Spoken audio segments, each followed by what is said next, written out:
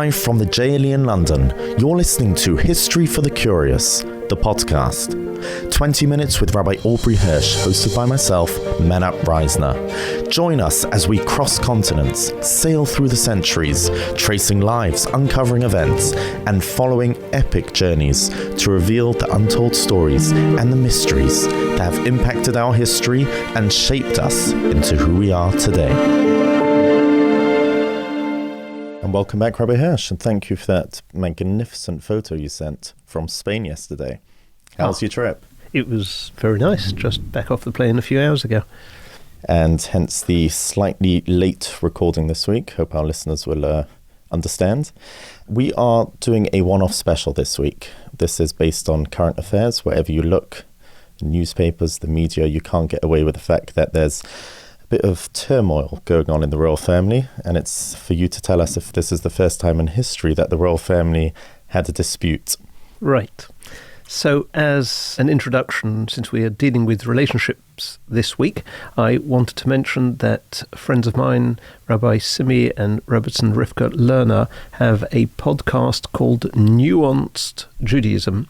And at the moment, they are dealing with the subtle toxicity of codependence. 2 takes on it, and therefore I think it is part of a relationships idea. Either way, we are familiar with royal disputes in the media, as you mentioned, but they don't necessarily have specific interest to the Jews. However, monarchs, since the beginning of time, have been involved in confrontation. You know, land, power. It's the legacy of Esav, of Edom, al-Char b'chotichya, to live by the sword, and it's actually a matter of pride. You know, King X, the brave, essentially translates as, how many people did he kill in war? Now, unsurprisingly, this would spill over to the family itself. The Romans excelled in wiping out their own families to forestall any threat to their power. And when we learn history until the early modern period, it's all about war. Even in literature, I mean, where would Shakespeare be if he didn't have war? Richard III, Henry V, the War of the Roses. As you said, it's nothing to do with Jews. Were there even any Jews in that time? In England? No, nor in France, I guess. But we are going to look at 2 kings in particular, and the Jewish view of those rulers will differ greatly from the history in school textbooks. But perhaps we will start with a book. Anyway, or the book, an extract which our own Rabbi Shua Bitton suggested. When Harry dressed up as Hitler in Nazi uniform, and all the world's press reported it, his father, the now King Charles, sent him to meet with Chief Rabbi Sachs. As he writes, "He offered me a cup of tea, then dived straight in. He wasn't unkind, but it had to be done. There was no way around it. He placed my stupidity in historical context. He spoke about the 6 million, the annihilated, the Jews. He urged me not to be devastated by my mistake, but instead to be motivated. He spoke to me with the quality one often encounters in truly wise people, forgiveness. He assured me that people do stupid things, say stupid things, but it doesn't need to be their intrinsic nature." Now that Rabbi Sachs has passed on, I'm assuming if this ever happens again, they'll be coming to you. Not sure that I would want to deal with it. And I'm not sure how close to his heart he took this advice, but let's move back some 550 years to the famous Don Yitzchok Abarbanel, or Abravanel. And the King of Spain. So, okay, we naturally associate him with Spain, both in terms of power and tragedy, but he had a life beforehand in Portugal, more powerful and more tragic. And just like Spain had a Jewish golden era, Portugal even more so. Not only were the Jews involved in finance, but even in the writing of law.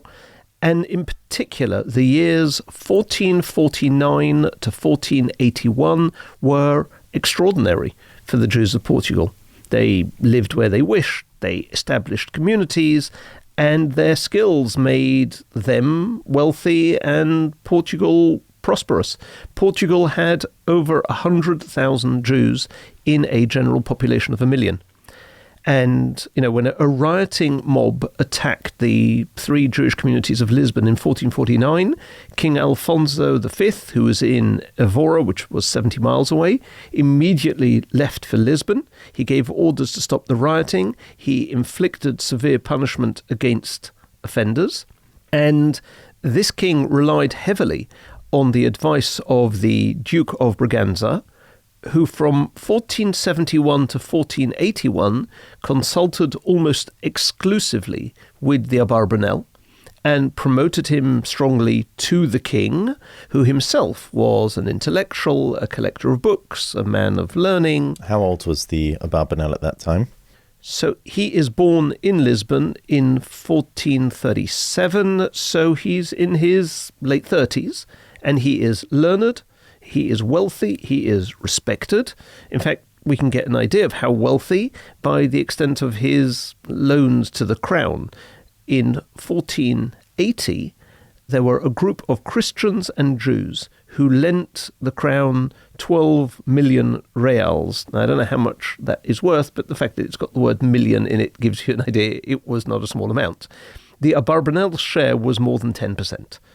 But in August 1481, the king died unexpectedly at 49, a victim of the plague.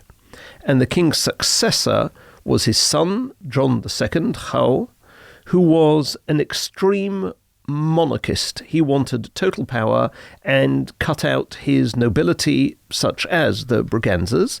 And whereas his father, Alfonso V, had ruled through alliances and given large areas of land to nobility, John II reversed that dramatically.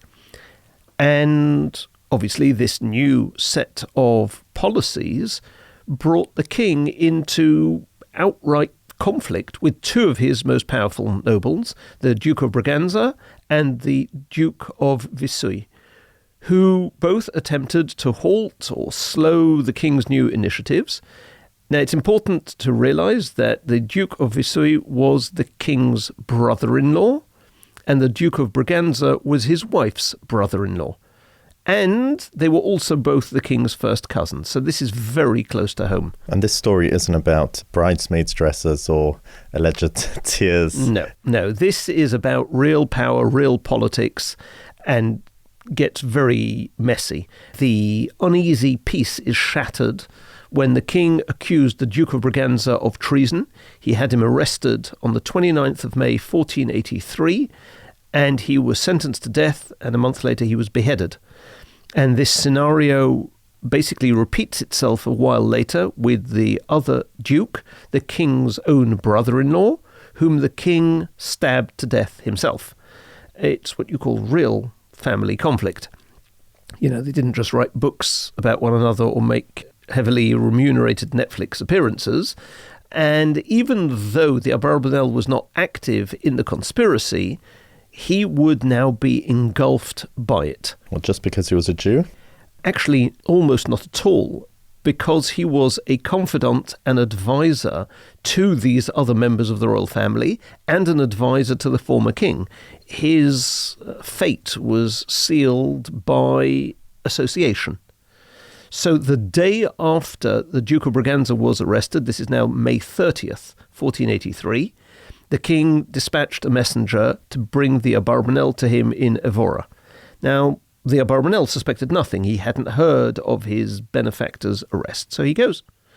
By evening, he was at Arraiolos, and he stops overnight. He's now only a short distance from Evora, and the knowledge of the Duke's arrest was already widespread there. Also, Arraiolos belonged to the Duke, this land, and the Abarbanel had acquaintances there. He's at the inn, and one of these acquaintances approaches him and tells him the terrible news, and that the king has a plan to purge the nobility, and the Abarbanel is likely to be included in this, and so he tells him, you better, leave the country, basically. And the Abarbanel will write that he didn't relish the idea. He would be abandoning his family and everything he owned, and he'd become a fugitive. He'd be declared a traitor to the king. But he realizes that if the powerful Duke of Braganza could be arrested, what chance would he stand to convince the king of his own innocence? So he turns south. He travels alone throughout the day on Portuguese territory, assuming that all the nearby roads to the border of Spain would be guarded by the king's soldiers. He's a fugitive. He's hunted by the king. And only in the middle of the second night is he able to cross the border to Castile, never, of course, to return to Portugal. And an arrest warrant from the royal records states, "We sent a knight to the criminal, but though our knight did everything to constrain him, the criminal managed to escape. He was sentenced to death in his absence." Where did Abarbanel write about these things? So in his introduction to the book of Yeshua, in his introduction to the book of Malachim, in fact, he describes in what is very poetic Hebrew, to those who are familiar with Yetzias Mitzrayim or Megillas Esther or the story of Lot, it will really resonate. It's well worth the read. I'll just quote a couple of extracts. He says, I innocently obeyed the royal order. Vayehi baderech b'maloin, v'hinei ish omed lenegdi. It came to pass on the way, a man came before me and said to me, Al tikrav haloim, hil molit al nafshecha. Escape and save your life. And the Abarbanel ascribes pure divine intervention to his escape. Hashemesh yotza al haaretz, v'hakoil nishma beis pari. And when the sun rose, the report was heard in Pharaoh's house.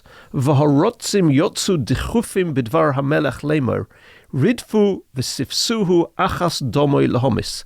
And the messengers went forth in haste by the king's commandment and of the king. And he says, Vayisnaker l'chol ohavei oviv hapartamim v'sorei hamadinos hakrivim elov etzem me'atzomov u'bosom ibsori. He treated as foreigners all the supporters of his father, even those that were his own flesh and blood. But the amazing thing in the Abarbanel's interpretation of his sudden downfall, overnight, he's a refugee, he's a pauper, he's a fugitive. How would you reconcile that when you are charitable and learned and observant? Why did it happen? He says, Tzadik hu Hashem, God is righteous. Samto zov kislecha vatelech acharei hagdula v'hagvura. You put your faith in gold, you pursued greatness. And he says, I served kings rather than the one true king. And he says, if you forget God, then the years of plenty will be forgotten. V'nishkach kalasova, uv'sarosei yeger teger yom v'layla. Study Torah day and night. And that is the true greatness of the Abarbanel emerging. And he says, when he came to Spain, God brought him before wise, knowledgeable men, and they encouraged him to write a commentary on Yeshua, Shoftim, Shmuel, and Malachim, which is what he did. Wow. Was he ever reunited with his family?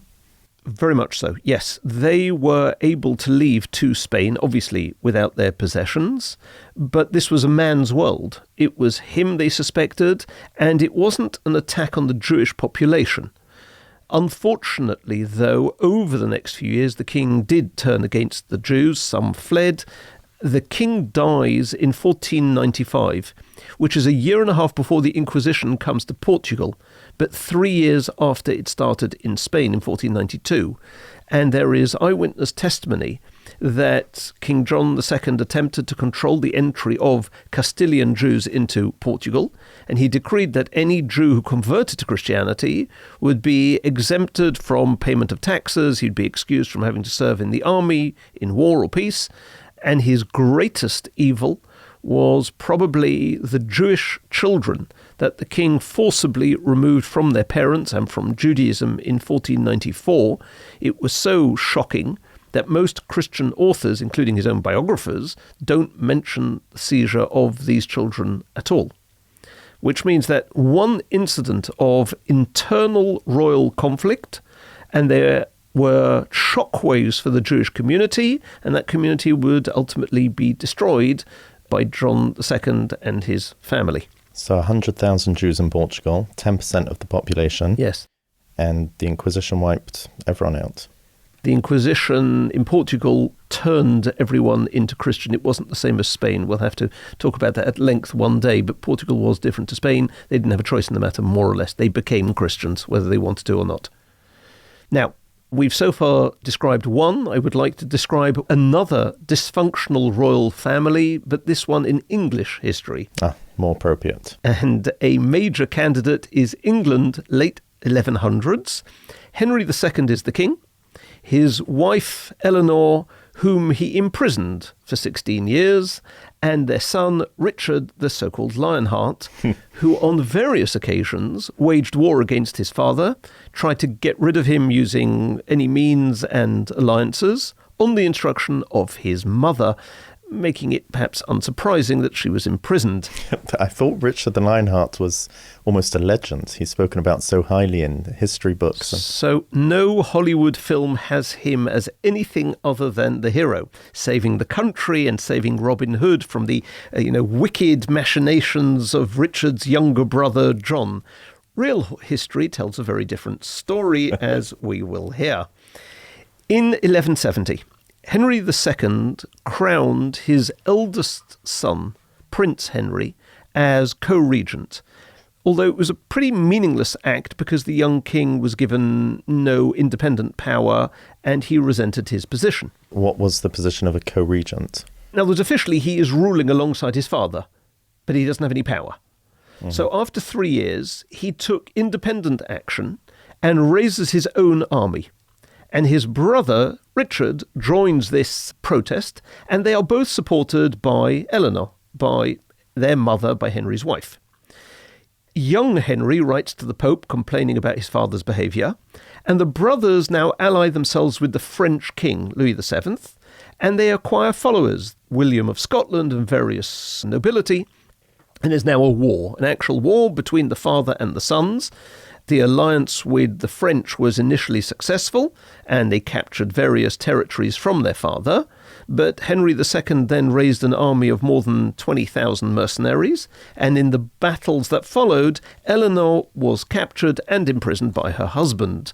And eventually there's a truce that was arranged, but it's temporary, and then in 1183, the young Prince Henry died, and now Richard's in the driving seat, and war breaks out again between the father and the son.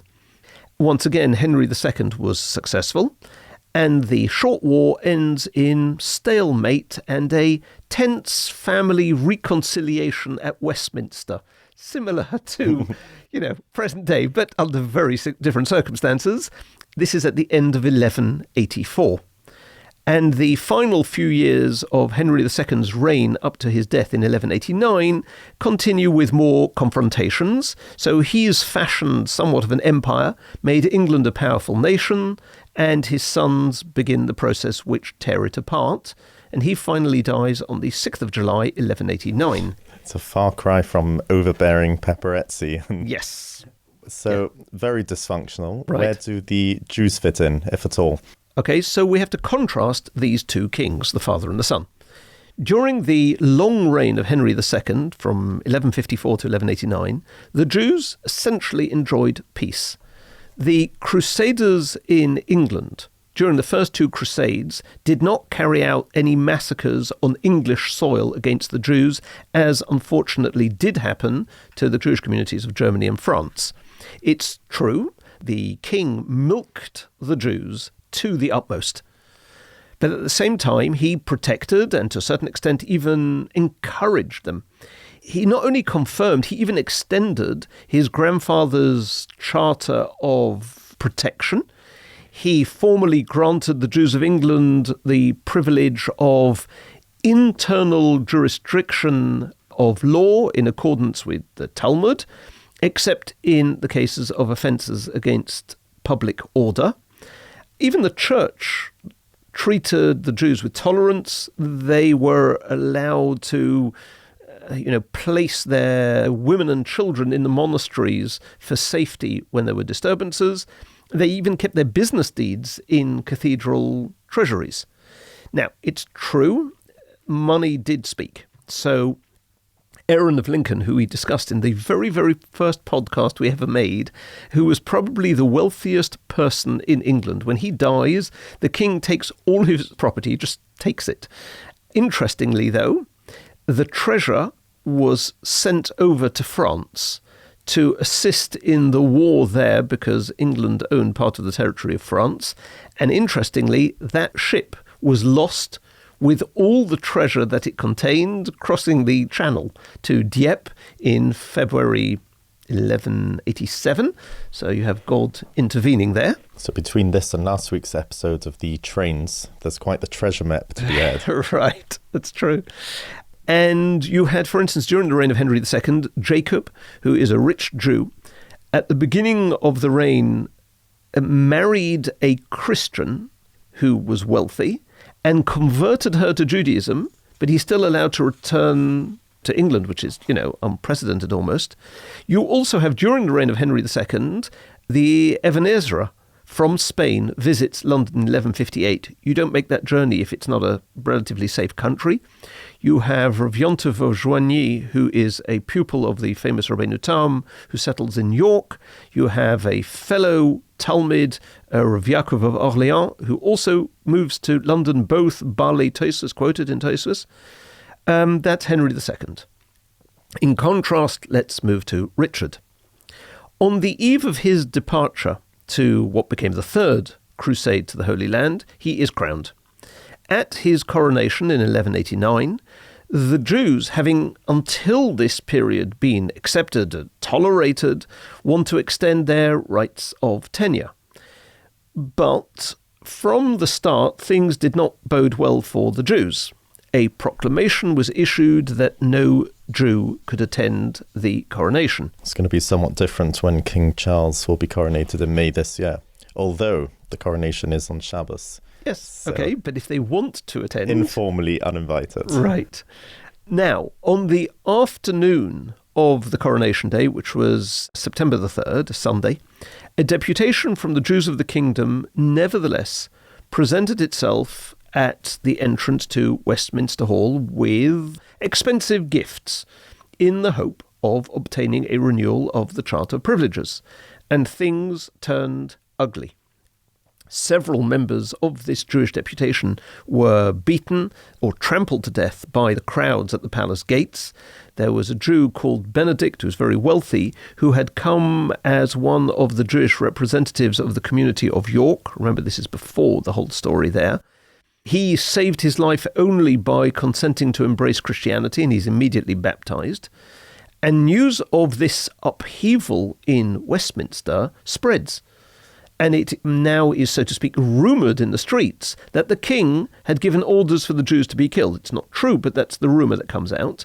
And a mob heads for the Jewish streets.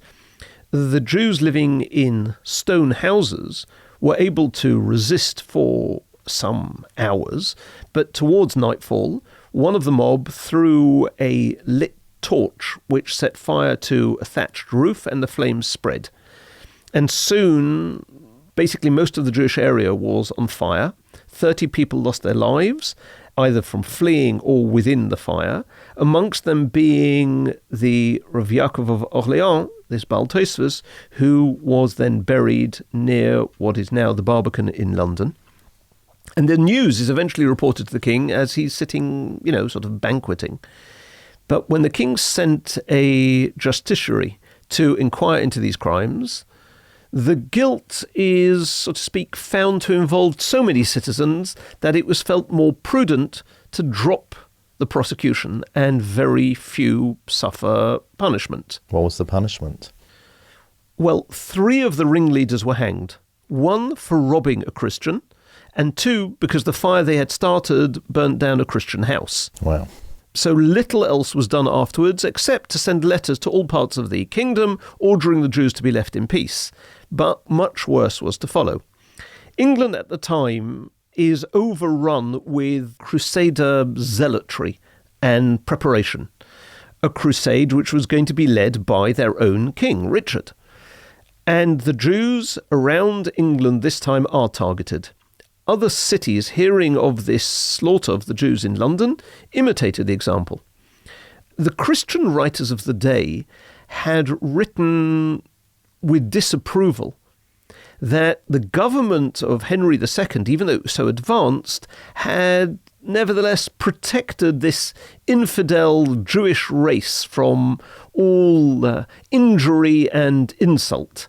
But now the zeal of Richard for liberating the Holy Land gave the population a pretense for venting their animosity against them. Did this lead to York? So it culminates with York, and we do not find any intervention by the king as such. Not because we can claim him to be, so to speak, an anti-Semite, but because this does not seem to be something of interest to him, very different to his father in that respect. To give you an example of these riots, in February, the first outbreak is in King's Lynn in Norfolk, and the Jewish community there is almost wiped out. A few days later, Norwich suffers the same fate, and then there are large numbers of crusaders who had assembled in Stamford, and they were angry that the enemies of the cross should possess all this money when they didn't even have enough money to make the journey yet. So they attack these Jews and they killed anybody who didn't get to safety in time. And now, in July 1190, this is post-York, 8 months into his reign, Richard travels to the Middle East with his armies to begin the Third Crusade. 3 years later, this crusade ends with no result. His goal had been to liberate Jerusalem, as he writes, "Jerusalem is for us an object of worship that we could not give up even if there were only one of us left." This is what he warned in writing Saladin, his opponent. To which Saladin responded in writing, "Jerusalem is ours as much as yours. Indeed, it's even more sacred to us." So now it's 1192. Richard's forced to admit that even with so many lives lost, the Muslims and the Franks are done for. And as he wrote, the land is ruined at the hands of both sides.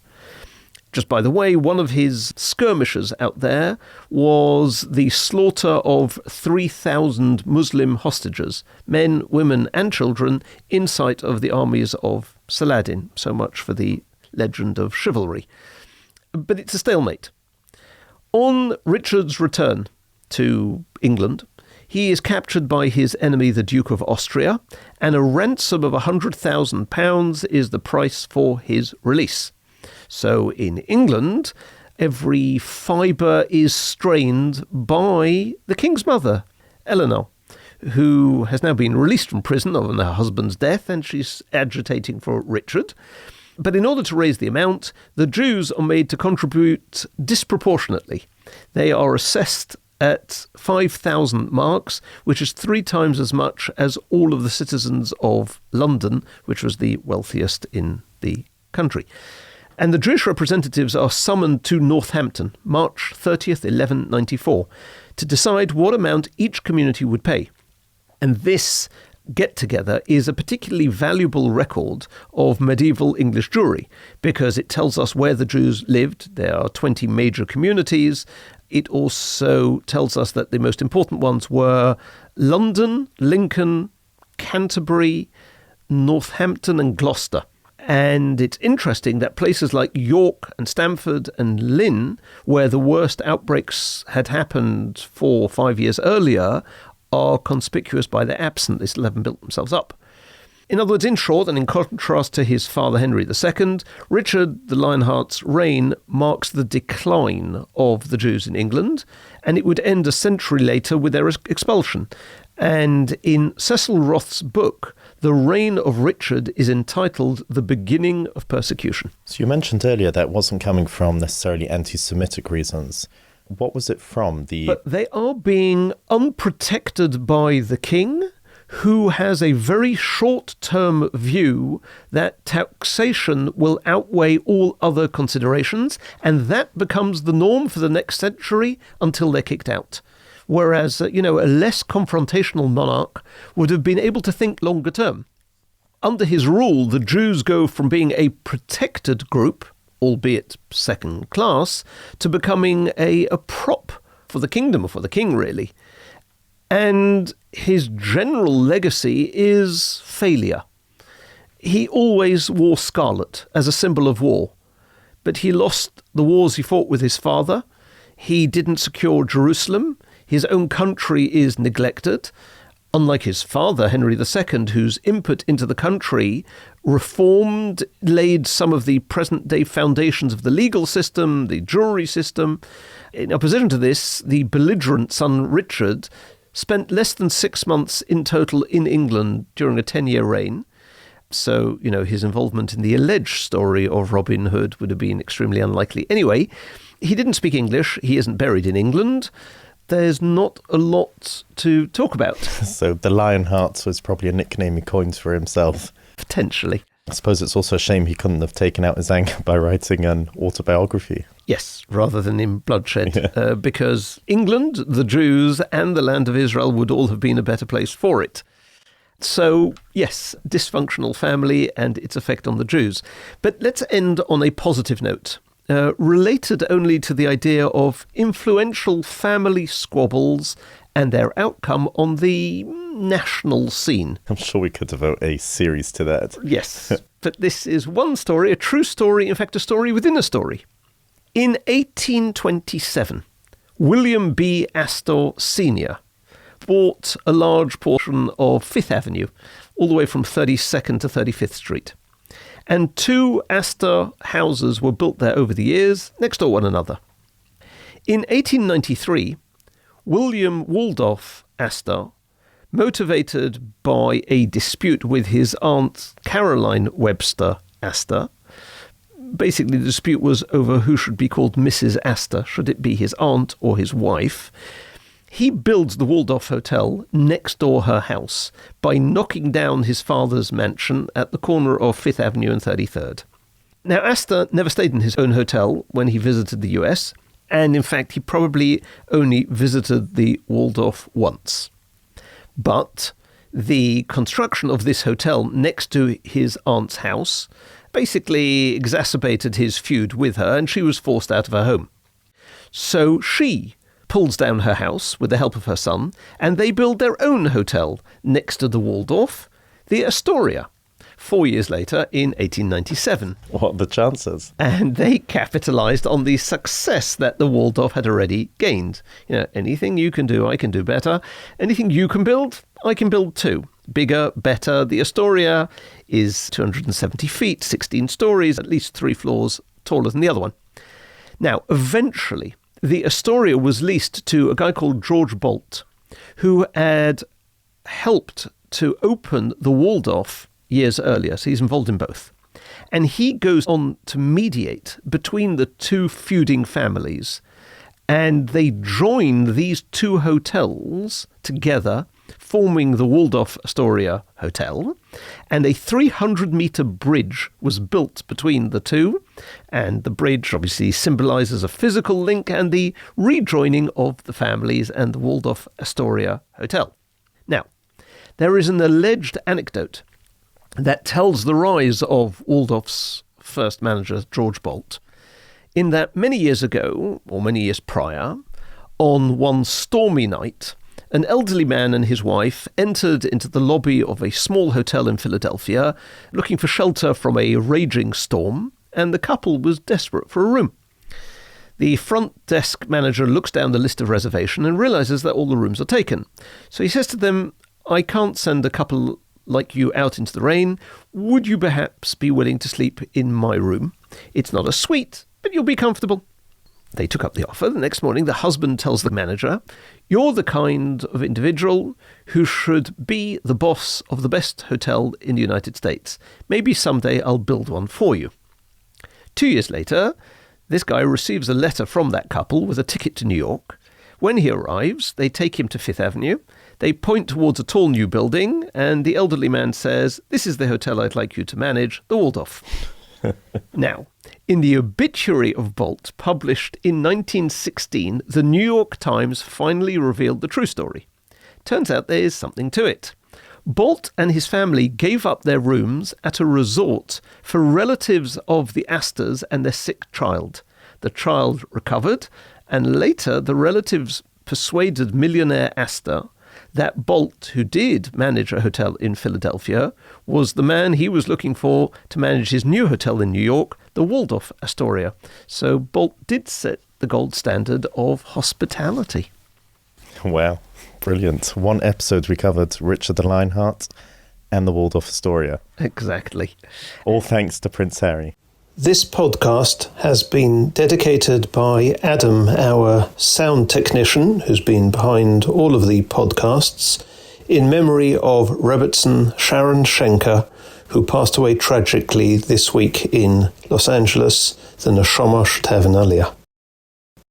Next week, we will be taking a break and then immediately back with a series on the Vilna Gaon, alongside the great Rabbi Dr. Akiva Tatz, similar to our previous series on the Ramchal and on the Maharal. Which were both very, very well received, and we indeed had a lot of feedback on them and requests for further, so we have listened.